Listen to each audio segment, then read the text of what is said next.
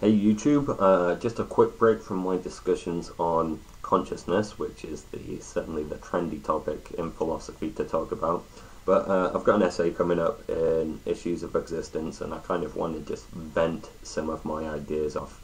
I'm not going to go too specific because I'm not sure whether that violates some terms or something like that if it's actually published online. But I'll give you the basics of where I think I'm going to go with this.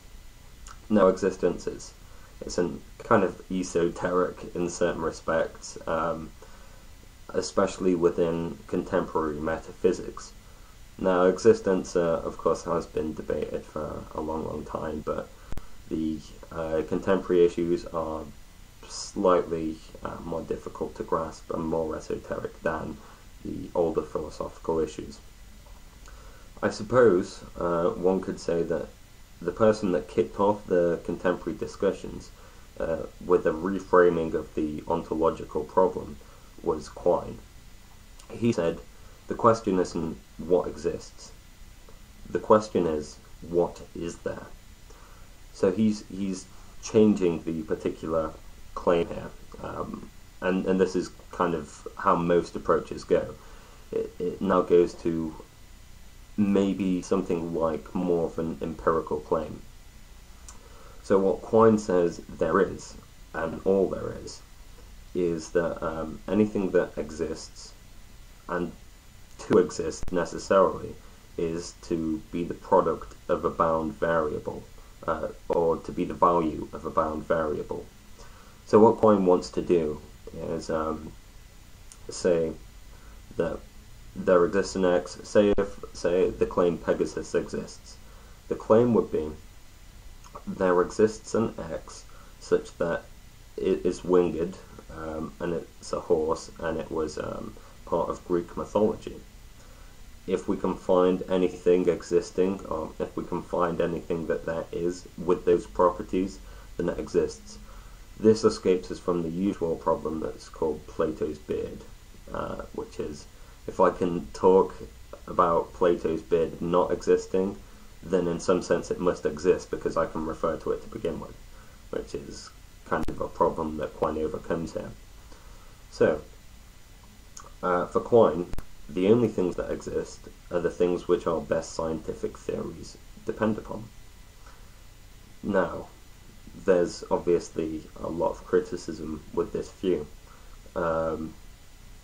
Mostly it's by Meinongians, who hold that you can have non-existent objects. So for Quine, the phrase "there are non-existent objects" would be a contradiction. But for the Meinongians, it's not. I hope you can see the distinction there. Right. But the view that I'm going to sort of be addressing in comparison to Quine is something that was originated by Carnap. Now, what Carnap says is about existence is that we have internal questions of existence and external questions. Let me go into that. An internal question would be something like, within mathematics. Within mathematics, do numbers exist? To which the answer is quite simply and obviously yes, because it's internal to the framework of mathematics. It's okay to talk about numbers.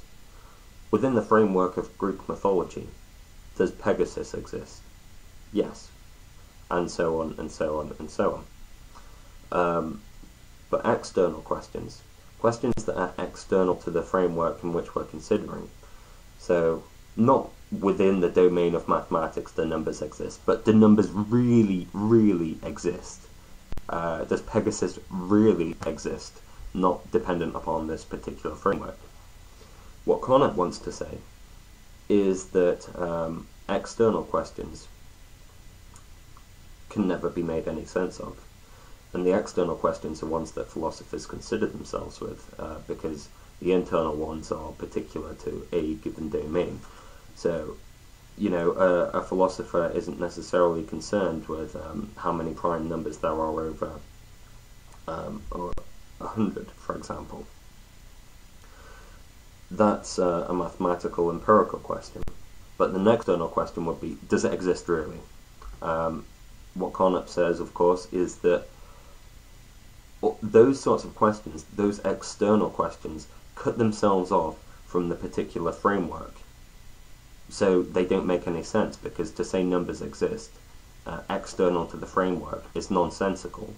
So he says, therefore, that the ontological questions the philosophers really want to ask don't make any sense, because there's no instances of questions external to the framework. You're always working within one particular framework. However, Quine comes back at this, and he's like, no, your distinction relies on the analytic synthetic distinction, which I dismissed a long time ago, and here's how it does it. So it looks like pretty much Quine defeated Carnap in their little debate back and forward. But a more recent philosopher, Stephen Yablo, has kind of reworked the Carnapian view. Yablo accepts that the internal-external distinction does rely on the analytic-synthetic distinction, which Quine showed to be was flawed. But what Yablo wants to say is that you have particular games that we play. The game of science, the game of mathematics, the game of language. Those people who are getting in their mind something to do with a Wittgensteinian idea, I kind of drop it now because although there's certainly similarities, it might not work so well. So it's still a game framework. But what Yablo wants to say is that things external or game independent influence the way that the game is played. And similarly, the game influences what physical objects, what game-independent objects are used within the framework of the game. So he's saying he is kind of reworking the Carnapian framework, but in such a way that it doesn't rely on this analytic-synthetic distinction, because there's a reciprocal dependency. Now, he takes it a step further. What Quine wants to say, of course, is once we reduce things to descriptions, kind of like literal descriptions, then we can talk about what exists. But Yablo says, and this is the main criticism, he says something like, and only if there's a good chance that we can reduce metaphoric things to literal descriptions, can Quinean ontology ever work? And he puts forward a whole bunch of arguments about how metaphor is and literal meaning can never be distinguished, which I think are quite adequate. He talks about how meaning helps us to simplify things in representationally essential metaphor. A star has the average star has 2.4 planets is kind of metaphorical. He talks about procedurally necessary meanings, certain metaphors that we use which allow us to see things in a variety of different ways. And he talks about presentational essentially metaphors, which is very similar as well. Personally, I would like to accept the Quinean ontology because it makes intuitive sense to me. But there are a lot of objections, and I think I'm going to give my best go at